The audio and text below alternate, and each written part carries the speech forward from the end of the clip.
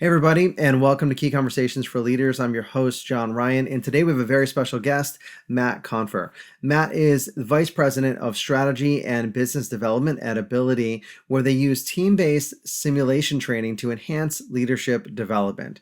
He earned his MBA from Boston University while beginning his career with Deloitte Consulting. He has a popular TEDx talk called 3 Steps to Better Decision Making, and he also hosts a leadership podcast called Learn to Lead. Welcome to the show, Matt. Oh, it's great to be here. Thank you. And I want to start out by asking, for those who aren't necessarily familiar with your TEDx talk yet on the 3 steps to better decision making, can you tell us a little bit about the Stanford story and what that's all about? Yeah, so as you mentioned in the introduction, we're an organization that does simulation-based training, which gives us this really nice lens into watching how people perform when we kind of, for lack of a better way to describe it, put them to the test a bit. And I was offered the opportunity to speak on the TEDx stage and decided to call the talk Before You Decide 3 Steps to Better Decision Making. And a big part of what drove that decision was we've watched tens of thousands of people compete and participate in these simulations. And one of the things that we noticed is a lot of people, when presented with a problem or a decision or a challenge, their gut reaction is to just jump right in and solve it. It's like a response that we just want to solve problems. And what we've noticed time and time again, and one of the best part about my job is actually getting to facilitate and work with some of these leaders all around the world.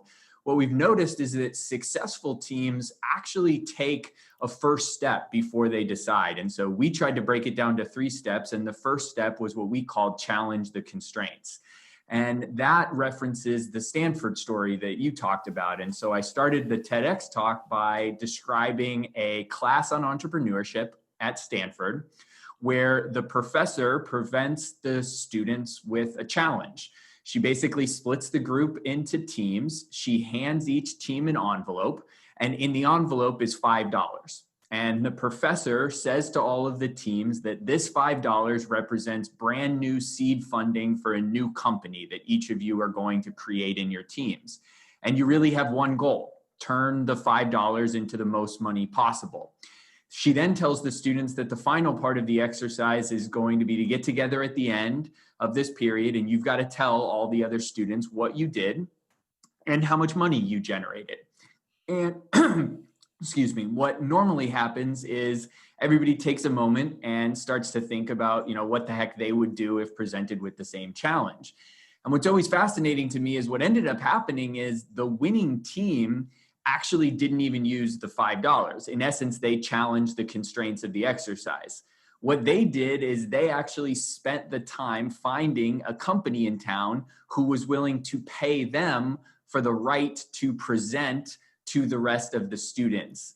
So basically, they challenged the constraints, didn't use the $5, found a company in town that wanted to recruit students at Stanford, and sold them the rights to their presentation. And so I love that story, and that's how I kicked off the TEDx talk.